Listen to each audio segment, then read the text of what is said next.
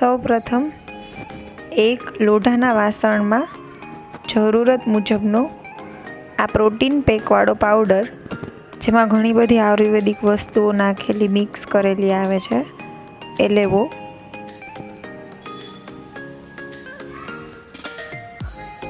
આમાં હું થોડો વધારે પાવડર એડ કરું છું, 2 વ્યક્તિને થઈ શકે એટલો.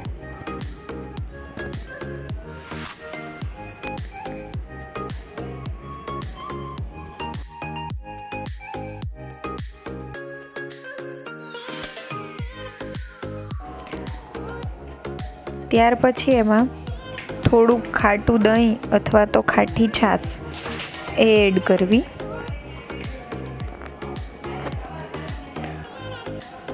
અને ત્યાર પછી જરૂરત મુજબ પાણી એડ કરતા જવું અને મિક્સ કરતા જવું.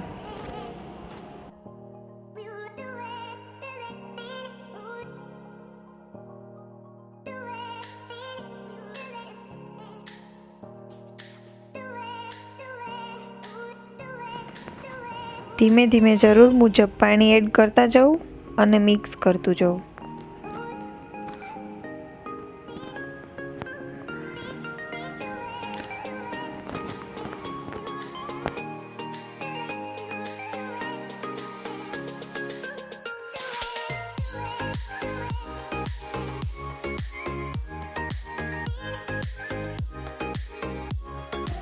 આને મિક્સ કર્યા બાદ આને રહેવા દેવાનું રહેશે લગભગ 24 કલાક, જેમાં થોડી થોડી વારે આને હલાવવું, જેનાથી લોખંડનો કાટ છે આ પાવડરમાં ચડે. એકદમ બરાબર લીસું થઈ જાય ત્યાં સુધી આને મિક્સ કરવું. મીડિયમ કન્સિસ્ટન્સી રહે અને એકદમ લીસું બની જાય ત્યાં સુધી મિક્સ કરી ને રાખવું.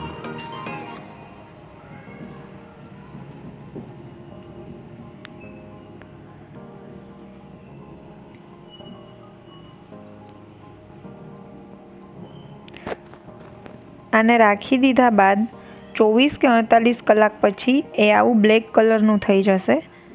થોડી થોડી વાર એને હલાવતા રહેવું અને જરૂર મુજબ હવે જો કદાચ થોડું પાણીની જરૂર લાગે તો એડ કરવી.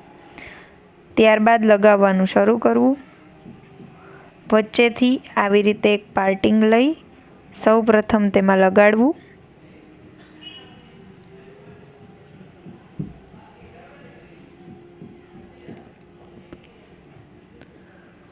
ત્યારબાદ આવી રીતે તેને રોલ વાળી અને ફિક્સ કરી દેવું. આસપાસમાં થોડુંક લગાડી એક એક પાર્ટિંગ લેતા જવું, તેમાં લગાડી અને જે ફર્સ્ટ હોય તેની ઉપર જ બધી લટોને ટર્ન બાય ટર્ન રાઉન્ડ શેપમાં ફિક્સ કરતું જવું. આવી રીતે આને લગાડ્યા બાદ આખા માથામાં ધ્યાન રાખી એક એક લટ અથવા તો સ્કાલ્પમાં બધી જ જગ્યાએ પ્રોપરલી લગાડવું. આ પ્રોટીન પેક લગાડવાથી વાળ સિલ્કી, મજબૂત અને કાળા બને છે. આમાં ભાંગરો એટલે કે ભૃંગરાજ હોવાથી વાળ નેચરલી બ્લેક થાય છે. કોઈ વાળ સફેદ થવા માંડ્યા હોય તો એ તરત જ અટકી જશે અને વધારે સફેદ નહીં થાય, અને થોડો ટાઈમ યુઝ કરવાથી એ વાળ પણ પાછા બ્લેક થઈ જશે, એ પણ નેચરલી. પ્લસ કન્ડિશનરની જરૂર નથી પડતી. વાળ સ્મૂથ થાય છે અને વાળનો ગ્રોથ વધે છે. જે વાળ પાંખા, પાતળા અથવા તો બટકી જાય છે એ બધું બંધ થઈ જાય છે. વાળ 2 મોઢાવાળા અથવા તો બરછટ થઈ ગયા હોય એ પણ સરખા થઈ જાય છે.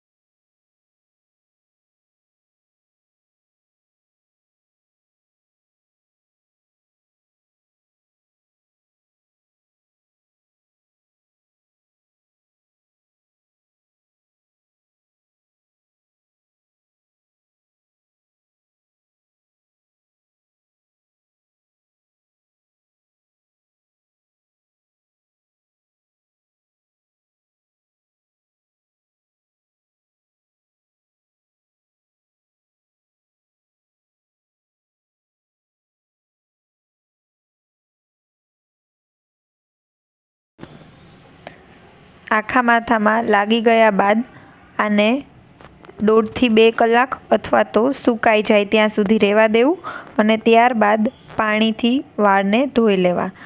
પાણીથી વાળને ધોયા બાદ વાળ સુકાય ત્યાર પછી એમાં તેલ નાખવું અને બીજા દિવસે શેમ્પૂ વડે વાળ ધોવા.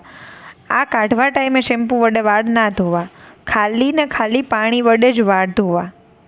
Thank you.